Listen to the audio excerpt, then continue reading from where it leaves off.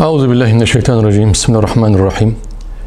Malumunuzdur, geçen sene itibariyle Hür Dava Partisi olarak Selahaddin Eyyubi'nin Kudüs'ü Haçlılardan kurtarması, özgürleştirmesinin tarihi olan 2 Ekim'de Diyarbakır'da bir sempozyum yapmıştık. Tabii bu bir başlangıçtı. Amacımız, hedefimiz bundan sonra her yıl bu programı daha katılımlı, daha geniş, uluslararası boyutta bir sempozyuma dönüştürmek ve burada ileride bu panelden, bu sempozyumlardan yola çıkarak Selahaddin Eyyubi Araştırma Merkezi, bir enstitü, bir akademiye dönüştürmektir. Şu anda İsrail'de, Siyonist İsrail'de bağımsız olarak 13 düşünce kuruluşu Selahaddin Eyyubi'nin mücadelesi, stratejisi, planı üzerine araştırmalar yapmaktadır. Ve Selahaddin Eyyubi ki o dönemin zor şartlarında ümmet arasında ihtilaflar, sorunlar, sıkıntılar olduğu halde Kudüs'ü nasıl özgürleştirdi? Bu projeyi, bu stratejiyi araştırarak bugün de aynı şekilde yeni Selahaddinlerin çıkmaması ve yeni Selahaddinler çıktığı zaman da buna karşı kendilerince alacakları tedbirleri oturup konuşup ve buna göre önlem alıyorlar. Maalesef şu ana kadar İslam ümmeti bazında Selahaddin Eyyubi üzerine araştırma yapan, onun programı, stratejisi üzerine araştırma yapan bir düşünce kuruluşu yoktur. Dolayısıyla biz de 2 Ekim tarihinde ümmet bazında Selahaddin'in planı, programı, çalışması, stratejisi üzerine araştırma yapıp bunun üzerinden alternatifler oluşturarak Kudüs'ün tekrar Siyonistlerin işgalinden kurtarılması için neler yapılabilir? Bu düşünceyle, bu amaçla, bu hedefle bu yıl ikincisini yapmaktayız.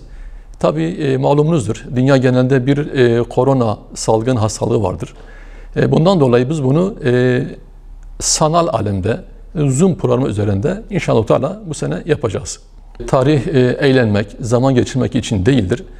Tarih okumanın amacı tarihten istifade etmek, o tecrübelerden istifade etmek, var olan hataların tekrar edilmemesi ve tarihte var olan güzelliklerin günümüze taşınmasıdır.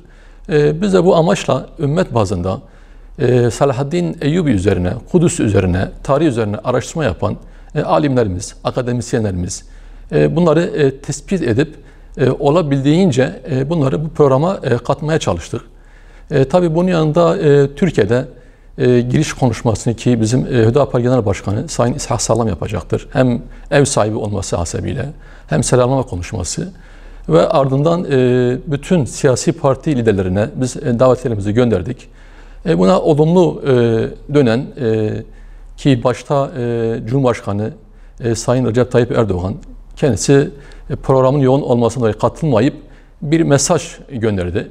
Bunun yanında Gelecek Partisi'nin Genel Başkanı Ahmet Davutoğlu kendisi bizzat canlı olarak katılacak. Bunun yanında Filistin ki şu anda Kudüs denince akla Filistin geliyor. Doğal olarak onlar Siyonistlerle çatışan, çarpışan, mağdur olan halktır. Filistin'e de Hamas'tan Sayın Musa Ebu Merzuk, bunun yanında İslami Cihat'tan İslami Cihad'ın Şura üyesi Muhammed Hint ve bunun yanında Moritanya'dan, Amerika'dan, Avusturya'dan, Kosova'dan, İran'dan, Afganistan'dan,